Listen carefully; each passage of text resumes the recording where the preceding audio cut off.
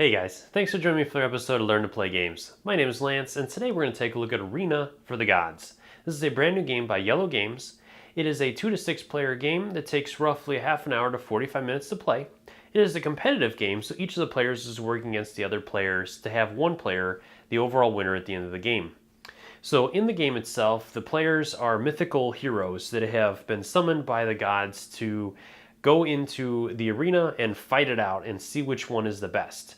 They're going to do this with the best possible equipment that they can get, and the players are going to clash, and the player that has all their health taken away will signal the end of the game, and then the player that has the most health after that will be the overall winner of the game. So my opinions of this game so far is that it's been a blast. We've had a lot of fun with it, my group and myself, and it's fast, it plays very quick, and of course there's dice in it, so I enjoy that part of it, but it has some very strategic elements in it as the beginning of each game, unless you're playing the fast play rules, which you can totally do, but at the beginning of each game you're going to go through a series of 4 betting events where you're trying to gain new weapons, armor, magical abilities, and a mount that you're going to use in the combat section and to be able to fight out the other players. And each one of those items gives you special abilities and different ways to activate it to do different things to your fellow players. From there, then once you step into the arena itself, each of the players is going to be fighting it out with other players, and nobody knows how much health the other players has. That's all kept secret behind a screen, so the players are not necessarily wanting to gang up on one person, because if one person goes down and loses all their health, the game is over, and the players that have the most health after that are the winners, or the single player that has the most health after that will be the winner. So you kind of want to gauge how you do the go against the other players and not necessarily gang up on one player unless you know you have a lot of health where the other players don't. And one of the really cool aspects of the game, like I pointed out with the betting section, is that you're using your health. So as you make those bets, you're decreasing the amount of health that you're going into combat with. So if somebody goes crazy and they might get all the best equipment, but they might walk into the arena then with very little health. So even though they have the best equipment, they're going to have to play very defensively, or they're going to be out of the game before they know it. So it's a very interesting balancing act where you want to get the best gear, but you may not want to get the best gear if it's going to cost you too much of your health. So you have to really weigh that out and see how the other players are playing and how they set up their stuff. So I really like that aspect, and it has a lot of really cool interaction, and the rules are very simple and straightforward, and there's a number of different ways you can set up the arena. They have different scenarios that the players can play on and different things to lay out the arena in different ways so that the players can interact and do different things each game, so it keeps each game fresh. And there's plenty of items to choose from as well, so each game you're going to be seeing new equipment that you'll be betting on. So other than that, I'd love to hear your guys' thoughts on this. Like I said, I want to turn this more into a conversation. So is this a game that you guys are looking to play? Have you played it? What other games do you guys enjoy from Iello? They've been putting out a lot of really cool games that I like to cover in this channel as well. So let me know what you guys think. Is there certain games that you'd like to see covered? I'd love to hear those thoughts in the comments section below. On top of that, I also did just start a Facebook and Twitter account, so I'd love to see you guys over there, giving me some support, following me there, and let me know what you guys think or games that you guys want me to cover. On top of that, I'd love for you guys to hit that subscribe button and to like these videos of mine. It really does help me grow and bring new and exciting videos to you guys. So let's go ahead and head to the table, and I'll teach you guys how to play. There are 7 dice that are included in Arena, and each dice is going to have 2 weapon symbols on it, 2 mount symbols, 1 armor symbol, and 1 spell symbol. Just like the dice, there are 4 different types of cards. You have weapon cards, mount cards, armor cards, and spell cards. And each one of them is going to be color coordinated. So all weapon cards are going to be red, mount cards are going to be green, armor cards will be blue, and spell cards are a yellowish orange. Each one of these cards is going to have different information on it. So in the top corner is going to be the icon of that card as well. It's going to have the name of the item and its artwork, the symbols to activate that item, that you'll find on your dice when you roll them, as I'll show you guys later, and then the special ability that is activated when those symbols are spent. For player setup, each player is going to choose a character that they want to play as and will receive a stand for them. And then they will get their matching screen for that character as their picture is shown in the top corner here. And then they will receive 20 health tokens. On the back of each screen is the same information and is the breakdown of the dice if you're not using an equipment card to activate them, as I'll show you guys later. But you can always spend your symbols on the different actions that are listed on the back of your screen as well. For board setup, the first thing you're going to do is place out the main game board, and then based on the number of players, you're going to choose a scenario that you would like to play.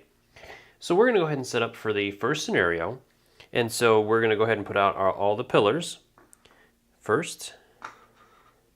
And pillars cannot be moved past, so it's going to block off this back section of the board so the players will not be able to go there. Then we're going to put out the traps. And finally the Fountain of Life. And each Fountain of Life that is out will receive 5 tokens on it. From here then you can also place out the bowl with the rest of the health tokens in it. You can also place the exhaustion tokens in there and the protection tokens for easy access. From here, you're ready to start the first part of the game. Moving into the equipment phase, during this phase it's going to be broken down into 4 different bidding events, one for each type of card, which is weapon, mount, armor, and spell. So one at a time, you're going to go ahead and grab the deck of cards you need. So we're going to start with the weapon cards, which are listed as number 1. You're going to go ahead and shuffle those up and randomly deal out a number of them based on the number of players. So we're playing a 3-player game, so we'll flip over 3 equipment cards. From here, then you go ahead and give the players a couple minutes to look over the equipment cards, or the weapon cards that we've put out, and they can kind of see what they're going to go after. Once that is done, then each of the players will grab a number of health tokens and place them in their hands secretly so no other player knows. When all players have done this, then the players will simultaneously reveal the number of blood gems or health tokens that they've bid, and the player that has the most will be the first one to select, followed by the player that has the second most and third most, and so on until all the players have gotten 1 card. Any health tokens that are bid will be placed back in the bowl. So let's go ahead and say, for example, that our players have bid. Unfortunately, I don't have 3 hands, so I can't do this, but we're going to go ahead and say that this player bids 3, this one bids 2, and this one bids 1. Now, you can bid any number of health tokens that you want, including 0. So let's go ahead and start with this player here. So this player bid the most, so we'll return those, and then they can choose one to keep, one of the cards. So we're going to go ahead and take Thor's Hammer. Then it would move over to the next player that has the second most, return those to the bowl, and they would choose one. So let's go ahead and take this one here, and then our last player will get the remaining card. Then we would move on to the next set of cards, which is the mounts. So again, we would place out 3 mounts and do that process again. Once you've gone through all 4, the player that wins or has the most bid on the spell cards, which will be your last bidding event, will be the first player to start the game. Now, one other thing I'd like to cover real quick is ties. So let's go ahead and say that our 2 players here had bid 2 apiece. When the tied players bid, then you have 2 options or 2 ways to resolve this. First, the tied players can discuss and each choose a card. If they can agree on the cards to take, so let's go ahead and say that our player over here wanted this card really bad, but this player over here actually wanted that one. If they can agree on the cards, then each of them will take the cards that they want, and again, we'll place the health in the bowl. If they cannot agree, if say both players wanted this card, then they must choose different cards and take those cards, shuffle them up, and deal them to the players. And if they cannot agree on the different cards, then you would shuffle up all the cards and deal one card to each of the players that is tied first to resolve that. And at the end of the phase, each player must have one of each of the equipment card types.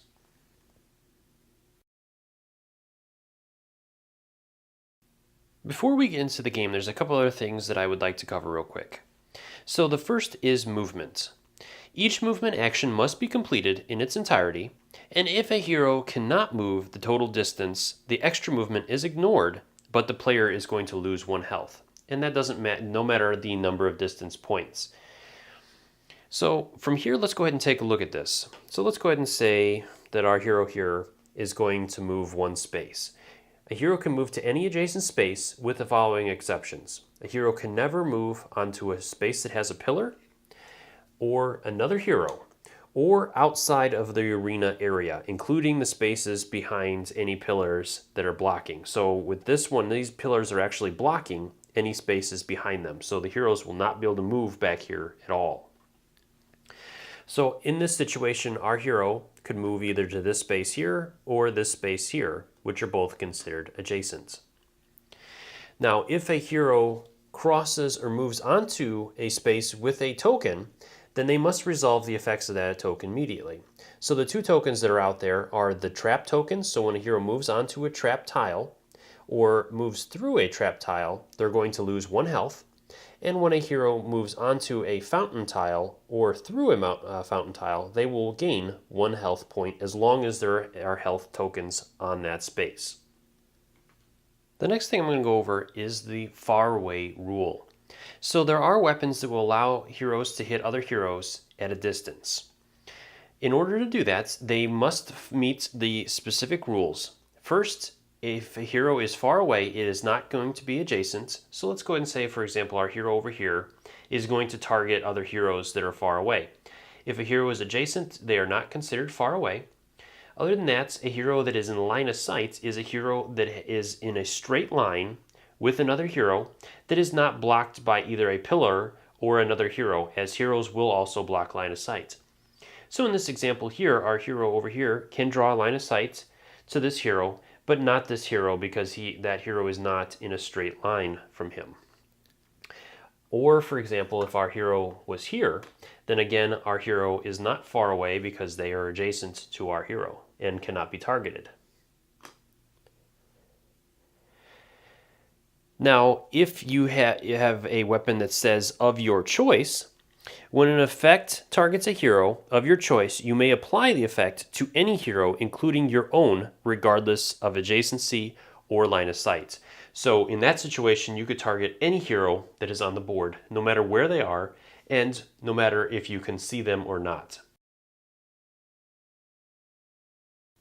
Moving into the combat phase, starting with the first player and proceeding clockwise around the table, each player is going to place their hero out in an empty space that does not contain a tile, a pillar, or another hero. And you cannot put it along the pillar lines if there are ones in your scenario, so none of these spaces will be valid spaces to place. So just these on the side are your valid places. So we're going to go ahead and start with our hero that's first. So she's going to place her hero out there. I'll start here. And he's going to start up here. The combat phase will continue going from one player to the next in a clockwise order until one player has gone through all their remaining health tokens. At that point, the game will end.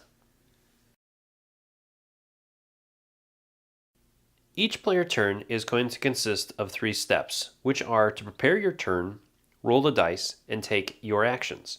We're going to take a closer look at each one of these steps in order, starting with step 1. So our first player to start the turn is our player over here, and so we're going to start with step 1, which is to prepare your turn. To prepare your turn, you're going to gather the 7 dice, and then subtract or remove any of those dice for each exhaustion token that you have on your screen. So if our player over here had a couple of exhaustion tokens on their screen, then they would remove 1 dice for each of those. And I like to just pass them to the next player that will be the next one to take their turn. That way then they don't get mixed up. But you can just set them off to the side or whatever. With this being the first turn, we do not have any exhaustion tokens, but in later turns when you do, you would remove the dice, and then any exhaustion tokens or protection tokens that you have will be removed from your screen or hero and returned to the bowl. Step 2 of the turn is to roll the dice. So we're going to go ahead and roll our dice. From here, then we'll choose any of the symbols that we want to keep, and then we can re-roll one time any of the dice that we want to after that. So let's go ahead and hold on to the 2 spell dice and the 2 sword dice. And we'll go ahead and re-roll these 3. After you've completed your roll, then we're ready to move on to the next step. And the third and final step in your turn is to take your actions. In order to do this, you're going to use the dice to take actions either on your equipment cards or on the back of your screen. You can do these in any order you choose, and you can repeat them as many times as you have dice symbols to do so, but you must complete one action before you begin another. When activating equipment, you must apply all the effects or as much as possible. You must resolve multiple effects in order of the text, and if a card effect involves movement or loss of health, they are applied before any other actions are taken, or any protection token is triggered. Equipment effects are going to override the rulebook, and if you receive protection tokens, you don't have an immediate effect, and they are only going to be triggered later on from loss of health in other players' turns. So let's go ahead and take a look at our player here. We have our dice. We have 2 sword symbols, 3 spell symbols, a armor, and a mount symbol. So the mount symbol isn't going to help us right now because we don't have any mount symbols, and we would need 2 in order to move 1 space as shown on our screen. So we're just going to move that off to the side. We're going to go ahead and let's go ahead and do our mounts action first by spinning our 2 sword symbols, which is going to allow us to move 1 space, which we have to do first, and then deal 1 health to each adjacent hero. So we're going to go ahead and move up here. And right now we don't have any heroes that are adjacent to us, so our second part of that action is useless and will not be done. Then we have more dice, so let's go ahead and trigger our effect on our screen, which is to spend 2 spell symbols to deal 1 damage to a hero of your choice. So we're going to go ahead and do a damage to our hero over here, so he'll take 1 damage from behind his screen and return it to the bowl. And then we have a couple more dice which we can resolve. We can either choose to use Thor's Iron Gloves with the shield to activate our weapon, which isn't going to do any good because we don't have any heroes that are adjacent to us. So we're going to go ahead and use both of the symbols on the spell card, which is to deal 1 damage or -1 health to all other heroes. So we're going to go ahead and trigger that. And each of our heroes will return a health token. From here, our turn is done as we've done all the actions and used all of our dice that we're able to. So we would pass all the dice to the next player in clockwise order for them to start their turn. So let's go ahead and take a look at another player's turn. So our player over here is going to go ahead and start the turn by collecting the dice. He doesn't have any exhaustion tokens or protection tokens, so he doesn't have to remove those. And so we're going to go ahead and head into his rolling phase. So we're going to go ahead, let's hold on to 1 mount symbol. We'll hold on to a shield and a couple of swords.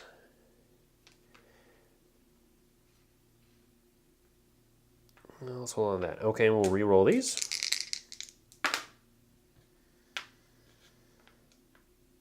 Okay.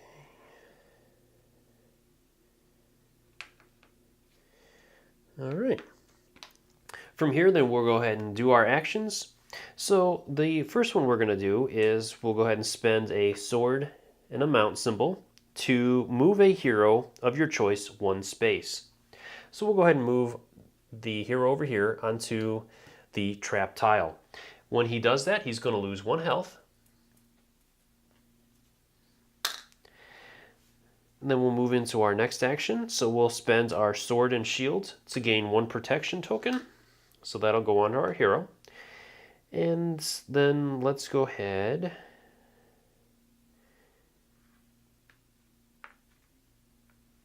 and do this again. So we'll move another hero. So we'll go ahead and move him back over to his space that he was on. And we don't have anything we can do with this last symbol, so that'll be it for our turn. And so we'll pass the dice to the next player. So now you guys have seen a couple of turns. There's a couple of things that I want to discuss. So the first are the pushing of other characters. So let's go ahead and say, for example, our character, we had a character here and a character here. If this character pushes that character, he's going to push him directly away from him in a straight line. So this character must be moved here and not into one of these spaces. Now, if a character is pushed into one of those spaces, so let's say our character was up here, and he pushes this character into a pillar or a wall or a trap, you must resolve the effects of that immediately. So when a character is pushed into a pillar or a wall, that hero is going to take 1 damage and remove 1 token from behind their board, or 1 health token. If a character is pushed into another character, so let's say that our characters were like this, and this character shoved this character into our other hero over here, both heroes are going to take 1 damage. Likewise, if a hero was up here and let's see, if our hero was over here and pushed our hero into the health vat, he would again gain a health as he is on that tile now. The last thing I want to go over are the protection tokens. Now, some of the armor cards the players have can potentially give them protection tokens. So for example, in our game that we're playing, our player over here does have the Imperial Shield, which when activated, he will gain 1 protection token, which will be placed on his hero. Now, when a hero loses 1 or more health during another hero's turn, they must apply the effects indicated on their armor card if they have activated it and have protection tokens on their hero. If you have multiple tokens, the effect is applied multiple times. The protection token is only going to be triggered after the last action of the current effect, once it is completely resolved. And it can only trigger a protection token once before the active hero takes another action. So let's go ahead and take a look at some examples of this. So we're going to go ahead and say that our hero over here has a protection token on him. And our player over here decides to move up and attack him. And she does one hit point of damage. So he'll remove 1 of his health tokens, and then he's going to activate his Imperial Shield, which says that he's going to deal 1 health damage to an adjacent hero, which could either be the hero that he targeted or another hero that is adjacent. So let's go ahead and say, for example, that this hero over here had a ranged attack and attacked him, and again would deal 1 damage. He would then activate this, and he would target any hero that is adjacent to him. So in this situation, he could target that hero, even though that hero didn't hit him. Now, if that hero, say, had a protection token on her that did, say, a damage to an adjacent hero, if he activates first and hits her, then her protection token would activate and hit him, but it would not cause a chain reaction, as each token can only be activated 1 time. So like I said before, this is going to continue going from player to player in a clockwise order until after resolving the effects of an action or card, a hero has no health tokens. At that point, the game will end immediately, and the player that has the most remaining health tokens behind their screen will be the winner. If players are tied for this, then the victory is going to be shared. I hope you guys found this video helpful. As always, if you have any questions or comments, please leave them in the comment section below, and I'll do my best to answer them. And I also just started up a Facebook and Twitter account, so if you guys could join me over there, I would appreciate it. I'd love to start conversations about games that I'm going to be working on or games that you guys would like to see. And I will have links to those in the description. And if you guys enjoy what I do, if you like these videos, please consider hitting that like button and subscribing to my channel, as it really does make a big difference for me. And also, I'd love to hear your guys' thoughts on this game. Have you guys played this? Is this one that you're looking to play? What other games are your favorite games from Iello Games? I'd love to hear your thoughts, so please leave those in the comments section below. And as always, thanks so much for watching my videos. I do really appreciate you guys taking the time to watch and comment on my videos. And until next time, I will see you guys later.